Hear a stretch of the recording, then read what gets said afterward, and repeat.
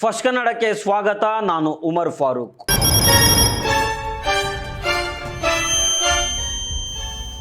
ರಾಜ್ಯ ರಾಜಕಾರಣದಲ್ಲಿ ನಾಯಕತ್ವ ಬದಲಾವಣೆಯಾಗಿ ಕೆಪಿಸಿಸಿ ಅಧ್ಯಕ್ಷ ಡಿ.ಕೆ. ಶಿವಕುಮಾರ್ ಅವರು ನೂತನ ಮುಖ್ಯಮಂತ್ರಿಯಾಗಿ ಪ್ರಮಾಣ ವಚನ ಸ್ವೀಕರಿಸೋದಕ್ಕೆ ಕ್ಷಣಗಣನೆ ಆರಂಭ ಆಗಿದೆ.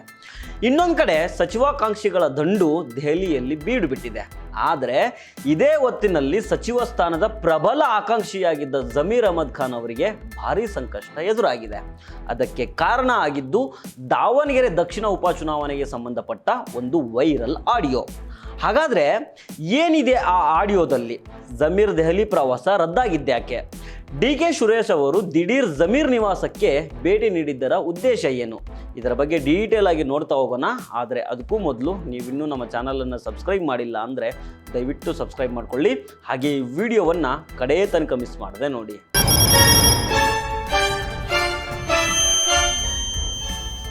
ಸೋಮವಾರದಿಂದ ಸಾಮಾಜಿಕ ಮಾಧ್ಯಮವಾದ ಎಕ್ಸ್ನ ಅಂದರೆ ಟ್ವಿಟ್ಟರ್ನಲ್ಲಿ ಕನ್ನಡ ಕಾಕ್ರೋಚ್ ಖಾತೆಯಲ್ಲಿ ಆಡಿಯೋ ಕ್ಲಿಪ್ ಒಂದು ಭಾರಿ ಸದ್ದು ಮಾಡ್ತಿದೆ. ಇದು ಇತ್ತೀಚೆಗೆ ಮುಕ್ತಾಯಗೊಂಡ ದಾವಣಗೆರೆ ದಕ್ಷಿಣ ವಿಧಾನಸಭಾ ಉಪಚುನಾವಣೆಯ ಸಂದರ್ಭದಲ್ಲಿ ರೆಕಾರ್ಡ್ ಆಗಿದ್ದು ಅಂತ ಹೇಳಲಾಗ್ತಾ ಇದೆ. ಆ ಆಡಿಯೋದಲ್ಲಿ ಮಾಜಿ ಸಚಿವ ಜಮೀರ್ ಅಹಮದ್ ಖಾನ್ ಅವರು ದಾವಣಗೆರೆಯ ಕಾಂಗ್ರೆಸ್ ಮುಖಂಡ ಸಿರಾಜ್ ಎಂಬುವವರ ಜೊತೆಗೆ ಉರ್ದು ಭಾಷೆಯಲ್ಲಿ ಮಾತಾಡಿದ್ದಾರೆ ಅಂತ ಹೇಳಲಾಗ್ತಾ ಇದೆ. ಇದು ಪಕ್ಷ ವಿರೋಧಿ ಚಟುವಟಿಕೆಯ ಆರೋಪಕ್ಕೆ ದಾರಿ ಮಾಡಿಕೊಟ್ಟಿದೆ. साहब नीचे के बूता गया था नगर के, वहाँ पूरे 10 बूता एक जगह 8 बूता है, पूरा ऑलमोस्ट कुकर चल रहा सर. ऑलमोस्ट कुकर चल रहा. जबरदस्त सुना यहाँ सिराजा साहब, जबरदस्ती पीछे घर से बुलाने का नहीं बुला रहे नहीं साहब. नहीं सुनो यहाँ वो हुआ तो हमने फायदा.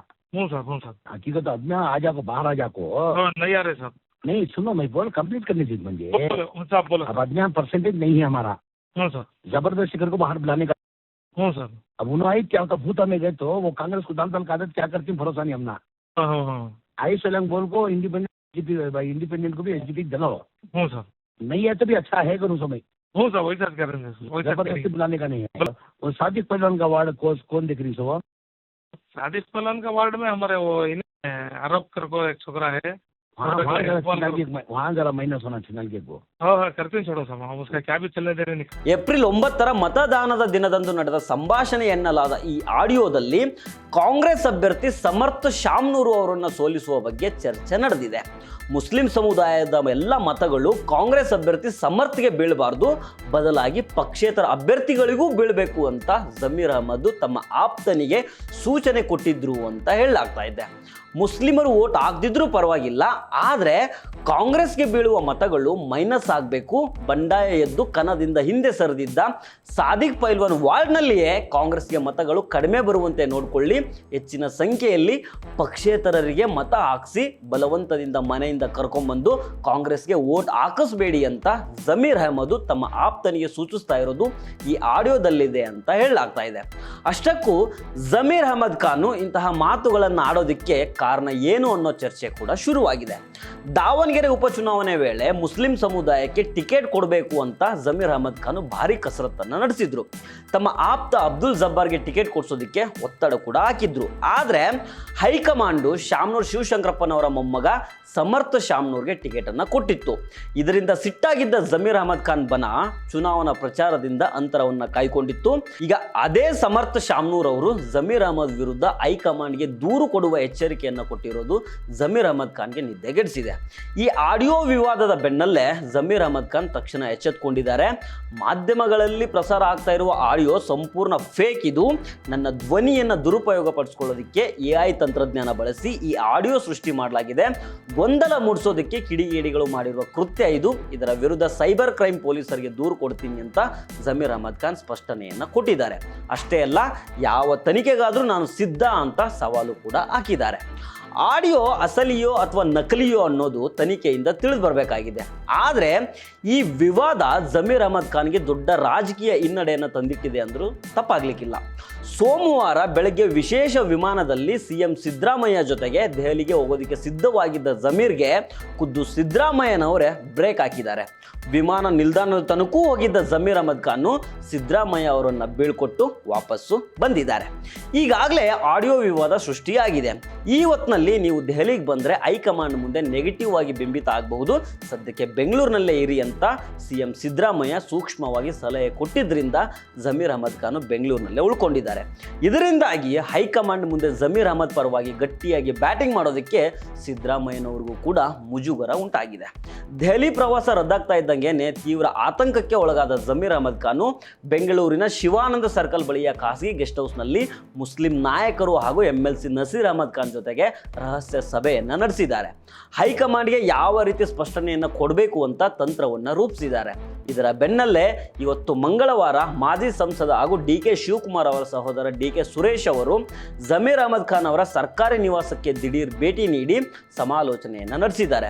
ಬುಧವಾರ ಅಂದರೆ ನಾಳೆ DK ಶಿವಕುಮಾರ್ ಅವರ ಪ್ರಮಾಣ ವಚನ ಕಾರ್ಯಕ್ರಮ ಇರೋದ್ರಿಂದ DK ಶಿವಕುಮಾರ್ ಕಳುಹಿಸಿದ ವಿಶೇಷ ಸಂದೇಶವನ್ನೇನಾದರೂ ಸುರೇಶ್ ತಲುಪಿಸಿದ್ರಾ ಅನ್ನೋ ಕುತೂಹಲ ಕೂಡ ಈಗ ರಾಜಕೀಯ ವಲಯದಲ್ಲಿ ಮೂಡಿದೆ. ಯಾಕಂದ್ರೆ DCM ಸ್ಥಾನಕ್ಕಾಗಿ ಜಮೀರ್ ಅಹಮದ್ ಖಾನ್ ಹಾಗೂ UT ಖಾದರ್ ನಡುವೆ ಭಾರಿ ಪೈಪೋಟಿ ನಡೀತಾ ಇದೆ. ಒಂದನ್ನು ಒಂದು ಸ್ವಲ್ಪ ಇಲ್ಲಿ ನೀವು ಗಮನಿಸಿ ನೋಡಿ. ದಾವಣಗೆರೆ ದಕ್ಷಿಣ ವಿಧಾನಸಭಾ ಕ್ಷೇತ್ರಕ್ಕೆ ಮತದಾನ ನಡೆದ ಮರುದಿನಾನೇ ರಿಜ್ವಾನ್ ಅರ್ಷದ್, ಸಲೀಂ ಅಹಮದ್ ಇಬ್ಬರು ಪ್ರೆಸ್ ಮೀಟ್ ಮಾಡಿ ನಮ್ಮವರೇ ನಮಗೆ ಮೋಸ ಮಾಡಿದ್ದಾರೆ ಅಂತ ಆರೋಪ ಮಾಡಿದ್ರು. ಈಗ ಈ ಮಾತು ಯಾಕೆ ಹೇಳಿದೆ ಅಂದರೆ, ಮೊದಲೇ ಈ ಆಡಿಯೋ ಲೀಕ್ ಆಗಿತ್ತು ಅನ್ನೋ ಅನುಮಾನ ಇಲ್ಲಿ ಮೂಡುತ್ತೆ. ಇದೇ ಆಡಿಯೋ ಧೈರ್ಯದಿಂದಾನೇ ರಿಜ್ವಾನ್ ಅರ್ಷದ್ ಮತ್ತು ಸಲೀಂ ಅಹಮದ್ ಆರೋಪ ಮಾಡಿದ್ರು ಅನ್ನೋ ಮಾತುಗಳು ಕೂಡ ರಾಜಕೀಯ ವಲಯದಲ್ಲಿ ಓಡಾಡ್ತಾ ಇದ್ದಾವೆ. ಒಂದು ಸ್ವಲ್ಪ ಅಬ್ಸರ್ವ್ ಮಾಡಿ ನೀವು. ಈ ಆಡಿಯೋ ಜಮೀರ್ ಅಹಮದ್ ಅವರದ್ದು ಅಂತ ಹೇಳಲಾಗ್ತಾ ಇದೆ, ಕನ್ಫರ್ಮ್ ಏನಾಗಿಲ್ಲ. ಅದರಲ್ಲಿರೋ ವಾಯ್ಸು ಜಮೀರ್ ಅಹಮದ್ ಅವರದ್ದೇ ಅಂತ ನಾವು ಅಂದ್ಕೊಂಡ್ರು ಅವರು ಮಾತಾಡಿದ್ದು ಸಿರಾಜ್ ಅನ್ನೋ ವ್ಯಕ್ತಿ ಜೊತೆಗೆ. ಸಿರಾಜ್ ಅವರು KMDC ಡೈರೆಕ್ಟರ್ ಆಗಿದ್ದಾರೆ.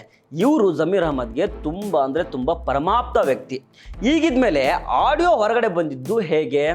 ಒಂದೋ ಜಮೀರ್ ಅಹಮದ್ ಖಾನ್ ಮೊಬೈಲಿಂದ ಬಂದಿರಬೇಕು, ಇಲ್ಲ ಸಿರಾಜ್ ಮೊಬೈಲ್ನಿಂದ ಬಂದಿರಬೇಕು. ಇವರಿಬ್ಬರು ಕೆಲಸ ಆತ್ಮೀಯತೆ ಗೊತ್ತಿರೋದ್ರಿಂದ ಇವರ ಮೊಬೈಲ್ನಿಂದ ಹೊರಗಡೆ ಬಂದಿದೆ ಅನ್ನೋದು ಅನುಮಾನ.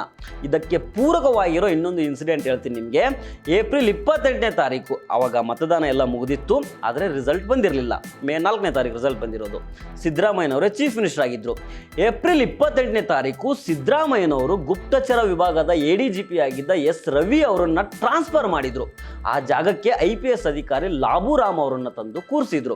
ಮತ್ತೆ ಏನಂದ್ರೆ ADGPಗಳು ಯಾವಾಗಲೂ ನೇರವಾಗಿ CMಗೆ ರಿಪೋರ್ಟ್ ಮಾಡ್ತಾ ಇರ್ತಾರೆ, ಹೋಮ್ ಮಿನಿಸ್ಟರ್ ಹತ್ರ ಏನು ಹೋಗೋದಿಲ್ಲ. ನಾನಿಲ್ಲಿ ಈ ಆಡಿಯೋ ಹೊರಗಡೆ ಬಂತು, ಇದೇ ಕಾರಣಕ್ಕೆ ಗುಪ್ತಚರ ವಿಭಾಗದ ADGP ಆಗಿದ್ದ S ರವಿ ಅವರನ್ನು ಟ್ರಾನ್ಸ್ಫರ್ ಮಾಡಿದ್ರು ಅಂತ ಹೇಳ್ತಾ ಇಲ್ಲ.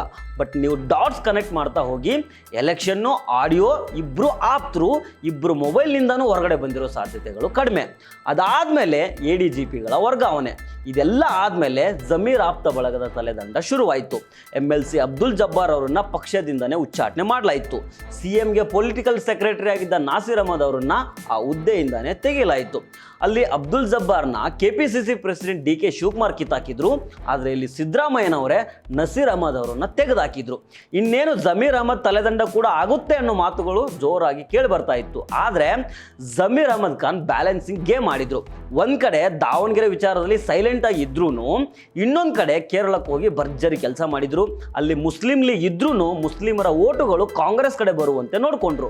ಹೀಗಾಗಿ ಕಾಂಗ್ರೆಸ್ ಹೈಕಮಾಂಡ್ ವಲಯದಲ್ಲಿರೋ KC ವೇಣುಗೋಪಾಲ್ಗೆ ಜಮೀರ್ ಅಹಮದ್ ಖಾನ್ ತುಂಬಾ ಹತ್ತಿರ ಆಗಿದ್ರು. ತಲೆದಂಡ ಅನ್ನೋ ತೂಗುಗತ್ತಿಯಿಂದ ಬಚಾವಾದ್ರು.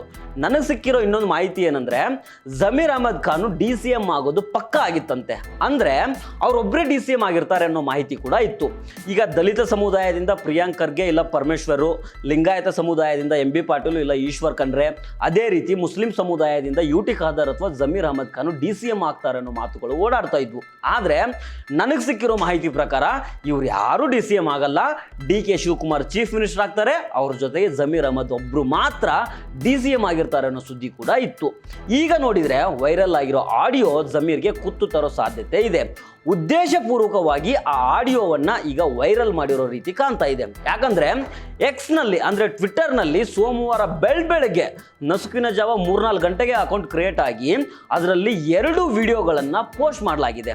ಉರ್ದುದಲ್ಲಿ ಇದ್ದ ಆಡಿಯೋವನ್ನ ಕೆಳಗೆ ಕನ್ನಡ ಮತ್ತು ಇಂಗ್ಲಿಷ್ನಲ್ಲಿ ಕ್ಯಾಪ್ಷನ್ ಕೂಡ ಕೊಟ್ಟಿದ್ದಾರೆ. ಪ್ರೀ ಪ್ಲ್ಯಾಂಡ್ ಆಗಿ ಮಾಡಿರೋ ರೀತಿ ಕಾಣ್ತಾ ಇದೆ. ಒಟ್ನಲ್ಲಿ CM ಆಗಿ DK ಶಿವಕುಮಾರ್ ಪ್ರಮಾಣ ವಚನ ಸ್ವೀಕರಿಸುವ ಸಂಭ್ರಮದಲ್ಲಿದ್ದರೆ ಇನ್ನೊಂದು ಕಡೆ ಜಮೀರ್ ಅಹಮದ್ ಖಾನ್ ಅವರಿಗೆ ಸಚಿವ ಸ್ಥಾನ ಅಥವಾ DCM ಸ್ಥಾನ ಕೈತಪ್ಪುವ ಭೀತಿ ಎದುರಾಗಿದೆ. ಪಕ್ಷದೊಳಗಿನ ಜಮೀರ್ ವಿರೋಧಿ ಬಣಕ್ಕೆ ಈ ಆಡಿಯೋ ದೊಡ್ಡ ಅಸ್ತ್ರವಾಗಿ ಸಿಕ್ಕಿದ್ದು ಹೈಕಮಾಂಡ್ ಯಾರಿಗೆ ಮನೆ ಹಾಕಲಿದೆ, ಜಮೀರು ಈ ಆಡಿಯೋ ಪದ್ಮವ್ಯೂಹದಿಂದ ಹೇಗೆ ಹೊರಗೆ ಬರಲಿದ್ದಾರೆ ಅನ್ನೋದನ್ನು ಕಾದು ನೋಡಬೇಕಾಗಿದೆ. ಸೊ ಫ್ರೆಂಡ್ಸ್, ಇದು ಇವತ್ತಿನ ಸ್ಪೆಷಲ್ ಸ್ಟೋರಿ. ಮತ್ತೆ ಭೇಟಿ ಆಗ್ತಿರೋಣ. ನಮಸ್ಕಾರ.